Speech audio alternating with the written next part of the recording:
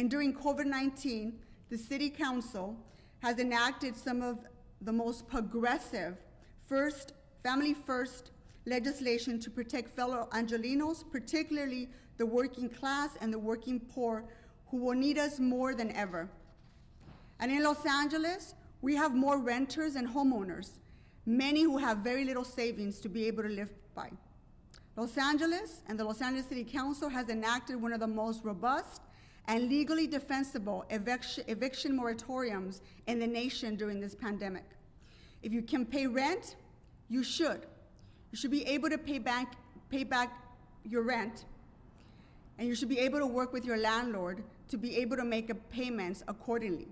But if you cannot pay rent because you've lost your job or because you've been affected by COVID-19, then you have the right to be able to submit in writing within 7 days that you cannot make that rent. That's all you need to do. The city, with the support of our mayor, has enacted legislation that says you cannot be evicted during this pandemic if you cannot pay your rent or if you cannot pay it entirely.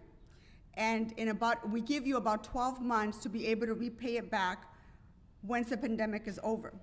And yesterday, the City Council, while recognizing that some landlords are doing the right thing and working with their tenants to keep them in their units, there are some unscrupulous landlords who are using intimidation or violating the long list of provisions and protections in our renters eviction moratorium, including trying to illegally get tenants to sign over their government relief funds to these landlords. To those landlords, we've given the tenants the right to sue. The tenants can now be awarded as much as $10,000 per offense or $15,000 for those over 65 years old or disabled. And the City of Los Angeles praises a majority of landlords who are working with their tenants to be able to work something out and keep them in their units. But for the bad ones, particularly those in Black and brown communities like the ones I represent, with large immigrant populations that are vulnerable to fraud, intimidation, we are putting you on notice, and we're asking you to stop this behavior or you will pay the consequences.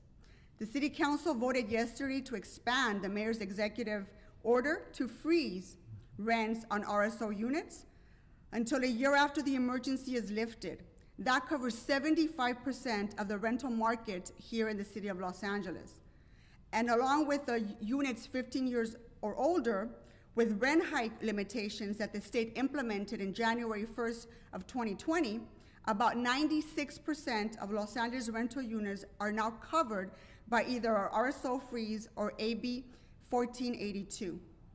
For a full list of your rights as tenants and renters, or for landlords, and to follow your responsibilities, please go to HCIDLA2 at lacity.org. The Los Angeles City Council also voted to approve bringing back the Renters Relief Program that I first enacted in October of last year after AB 1482 became law and some landlords were rent gouging some of our tenants. We filled in the funding gap for those tenants to make sure that they stayed in their units after the law went into effect on January of 2020. We are creating a similar program now because we know that when the pandemic is over, particularly low-income families without savings will not be able to pay that rent back, especially if they don't have jobs to return to. And the COVID-19 Renters Relief Fund will give rent money directly to landlords so that they can meet their financial obligations and that they can be able to pay their mortgages and we can keep our tenants in their units. One thing to be very mindful of, today, the majority of rental units owned by individuals, there are the units, if they lose their units or the units fall into foreclosure, they can very quickly we can become a majority corporate-owned rental market, and none of us want to see that.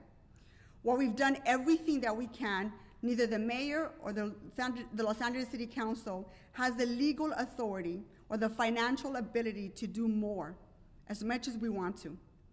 And we need the state's assistance, particularly for renters and for landlords, to be able for them to keep their units and for us to keep people housed. We need a significant funding assistance from this federal government.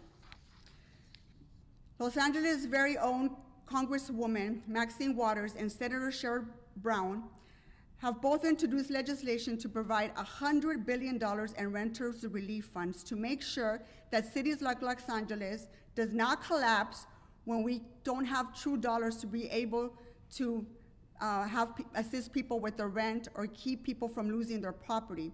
We need this assistance more than ever. I applaud them both, and I support wholeheartedly their efforts, and I hope that our federal legislators can build the momentum that we need to make this a reality.